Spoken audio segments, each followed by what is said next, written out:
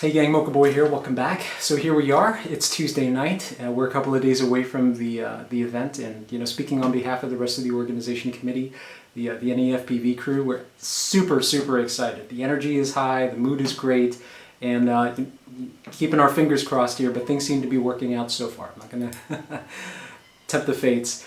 In any case, there's a lot that's going to go into this event. This is a 4-day event, there are a lot of people showing up.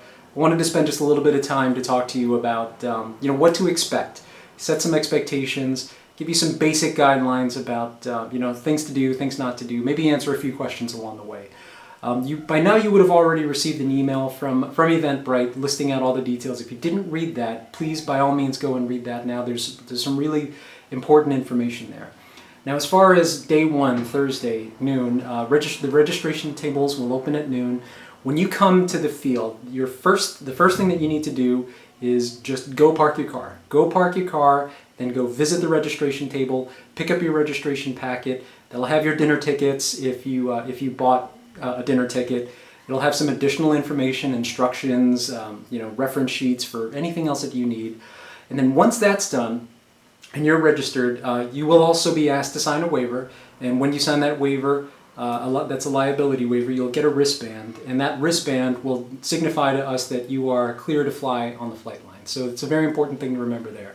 Once you get all of that and you're all squared away, you can take your car, move up to the flight line, dump your gear, but then take your car and move it back to the parking lot.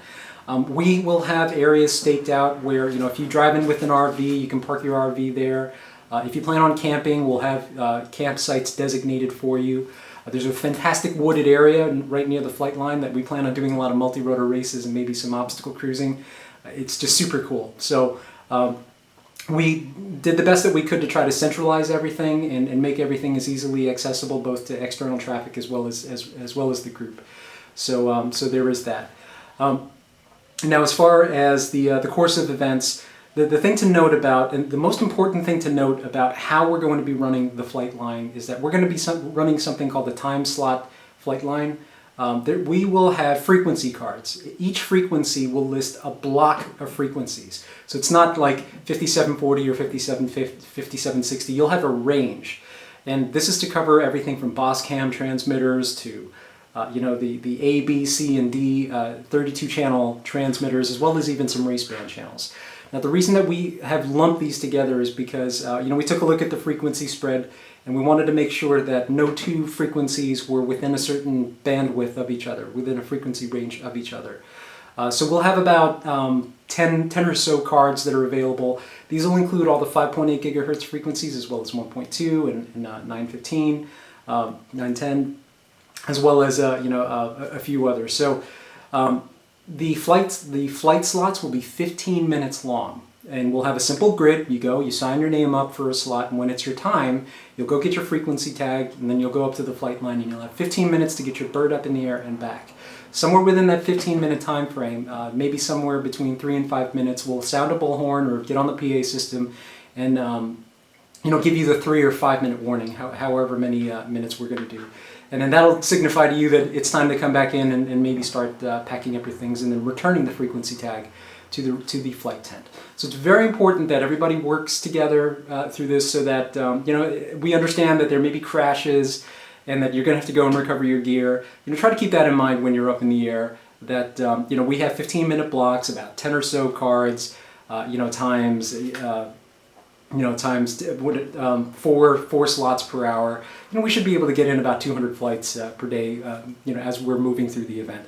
Obviously we're not going to be flying through every hour, but through the time-managed flight blocks, and that's from 8 a.m. in the morning till 8 p.m. at night, those frequency tags will be in operation. Now, it's extremely important that both the more experienced pilots as well as the newer pilots understand a very simple concept.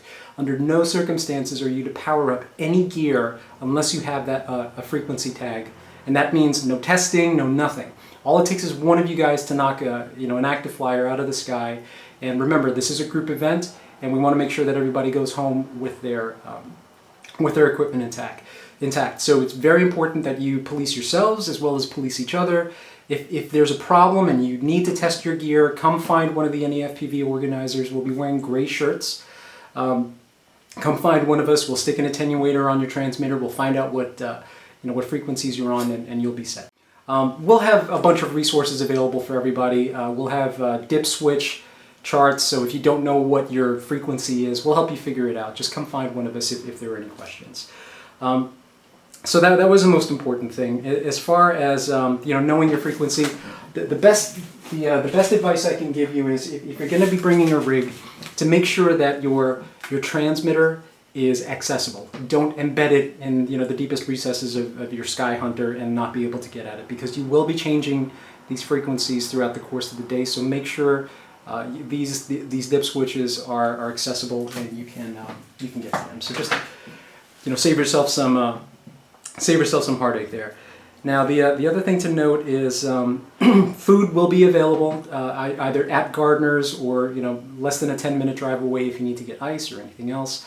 All of that will be available within about a 10-minute ride. Again, just get there, get registered, get your stuff down, and then you can go and mill about and do what you need to do. The races, there will be 4 sets of races. There have been a lot of questions around these.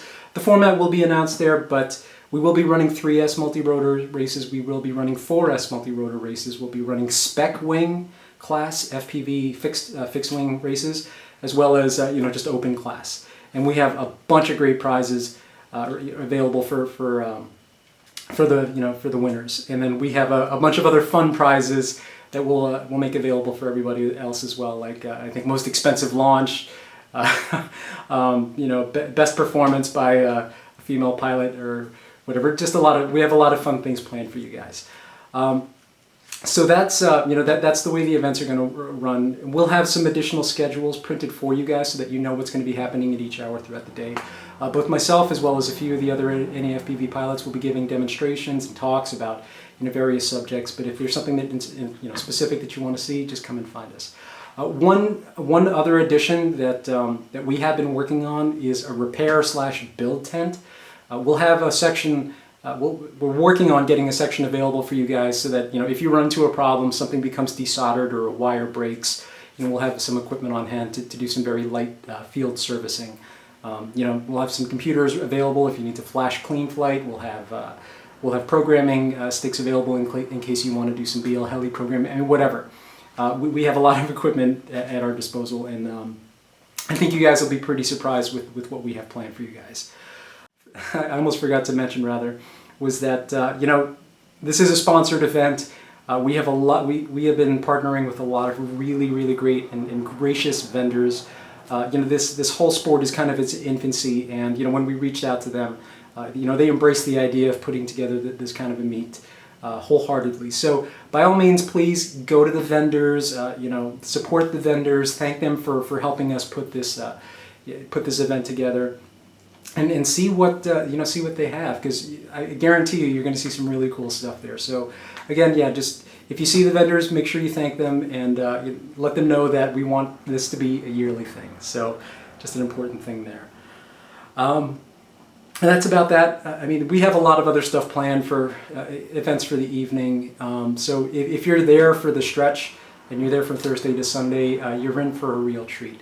Again, I cannot stress enough how important it is that you all keep safety in mind. That's your own safety, that's the safety of the other pilots, the families that the other pilots are bringing. This is going to be a family event, it's going to be a big event, so we want to make sure that everybody walks away with a really good impression of both this community as well as the event as a whole, and then we can do this again next year. So listen, if you have any questions, just drop it in the comments below. We'll be available for the next 48 hours.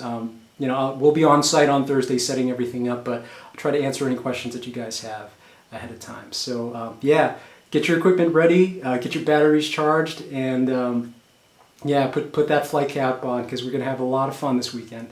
Take care, and I'll see you on the field.